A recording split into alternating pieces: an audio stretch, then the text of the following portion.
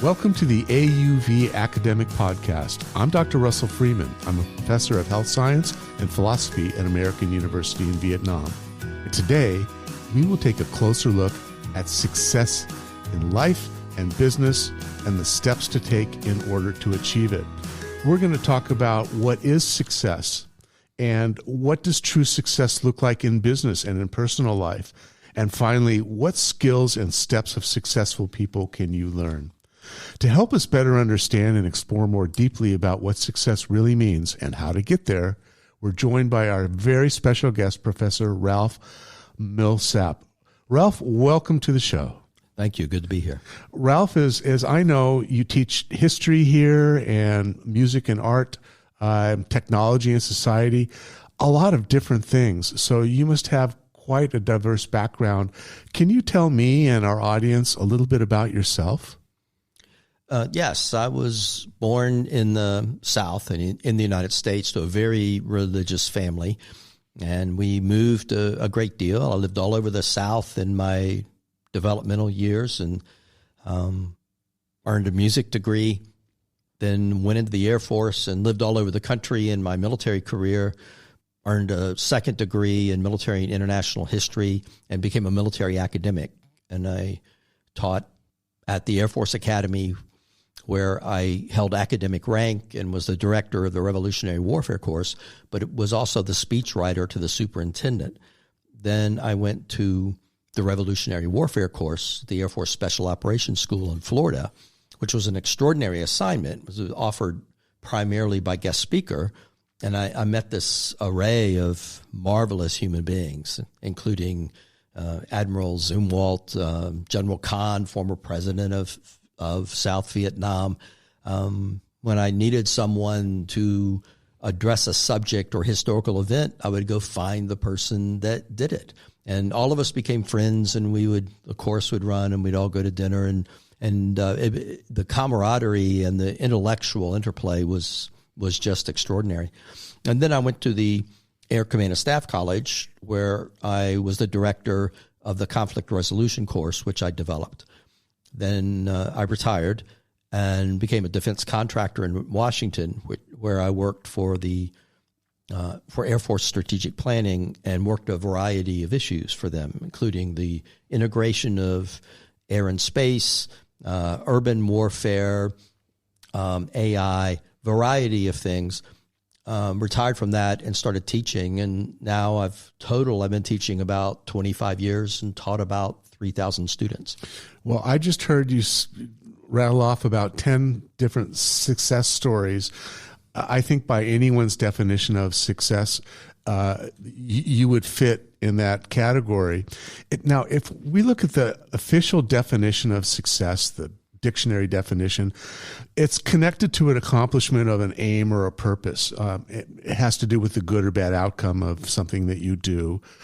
And I'm wondering, in your case, did you have the intention, did you have a goal of achieving those things, or were you just a process of evolutionary development that built upon its previous successes? In other words, did you intend to be successful in these ways, or did it just sort of happen as a product of your efforts?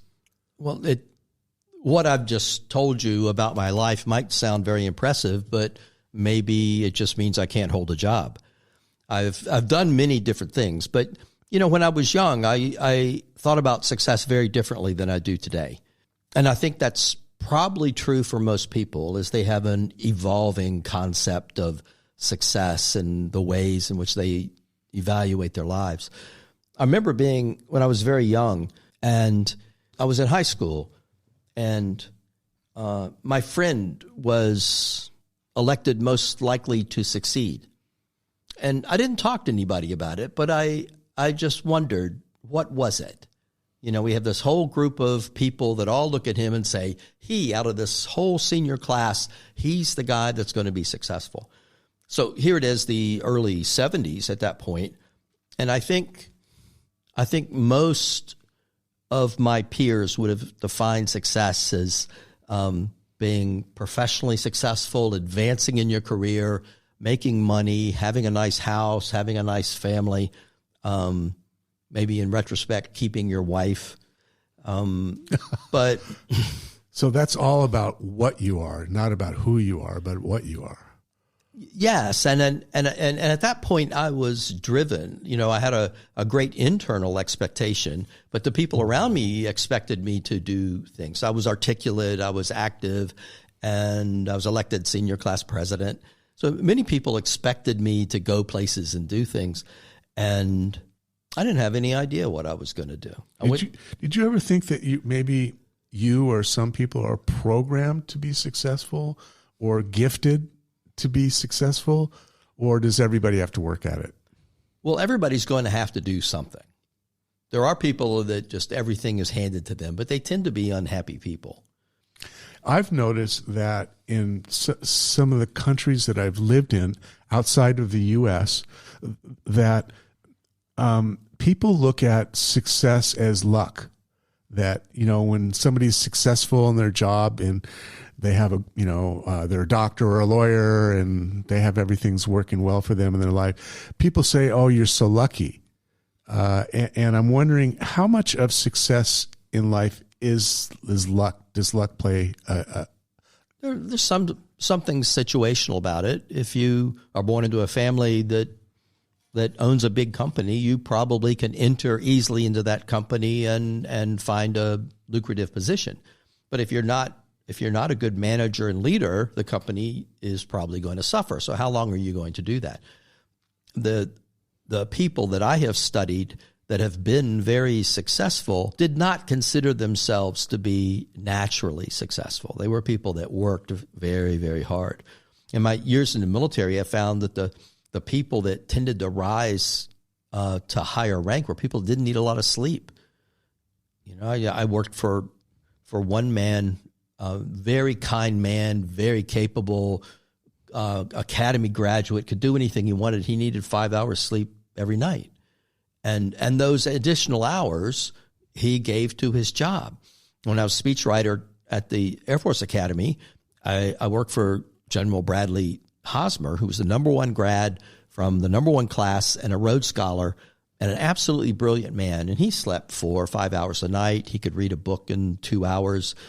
It was one of the most challenging things I had ever done, was working for him. It was so intellectually rigorous, but he would work like an absolute maniac. He had a desk in his office that was chest high because he liked to work standing up. Was he a role model for you or more of a warning shot over the bow? I was a deer in the headlights. He would give me a task and say, "I'm going to deliver this speech. Write a point paper." He didn't want text. He just wanted me to write down the ideas, basic ideas, and bring it to me. And he just give me the subject and said, "Go write this."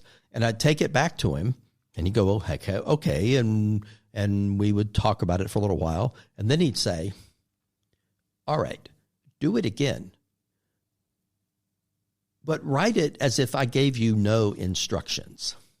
So now write something completely different that you would do if you weren't working for me." I was completely lost. I'd put absolutely everything I had into that one point paper, and it was trash what I sent to him, and I felt like I completely failed. And then he delivered his presentation, and it was something completely different again. Well, there's 3 things that you've brought up that I would like to ask you about. And one of them is about mentors. Did you have role models or mentors that were significant in your road to success in whatever it was that you were doing, or did it just come from you? Yes, I had a lot of them. Many of them were negative influences. What not to do? And particularly in school. Today, I've been teaching a long time, and I have a good idea of what I think is good teaching. When have I taken good care of my students? But growing up, I can count on one hand the people in high school and college that are thought were very, very good teachers. Did you seek them out as role models, or were they just there and you were able to take advantage of it? Some of both. Some of them I sought after them after I got to know them and thought they had something that I wanted. I see. The other thing that you mentioned, it was interesting, was that your ideas of success changed with your age and circumstances. Can you tell us more about that? Sure. I think my life has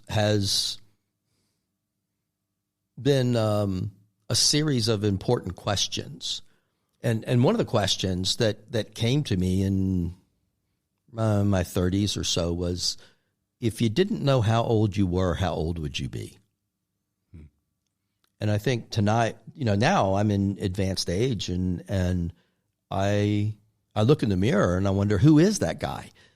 But I just consider myself this entity in me, and I think maybe late 30s, early 40s, but a lot smarter. I see. So your experience was probably the most important mentor that you had. It was probably coming from inside you.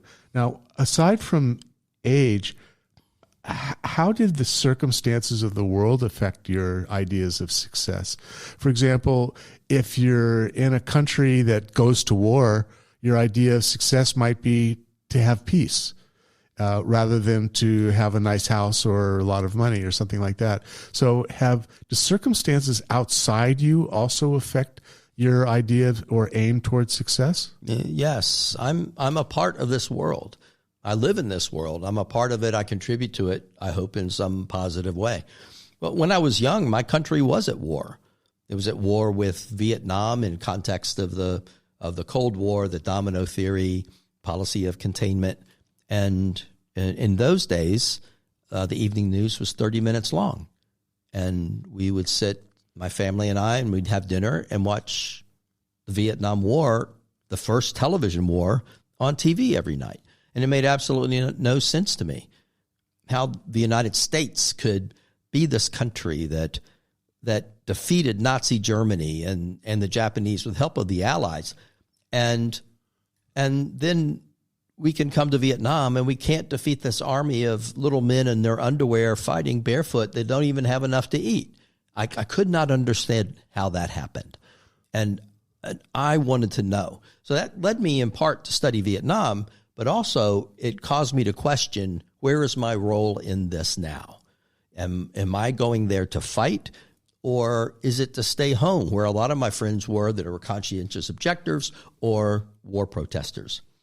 I would like to know from you what you feel the three most important attributes that you have or were able to cultivate that led to your ultimate success in everything that you've done. But it's such an important question. I'm going to give you some time to think about it in our next episode. This concludes our AUV academic program series for today. Thank you for listening to the AUV Academic Podcast, and we'll see you next time.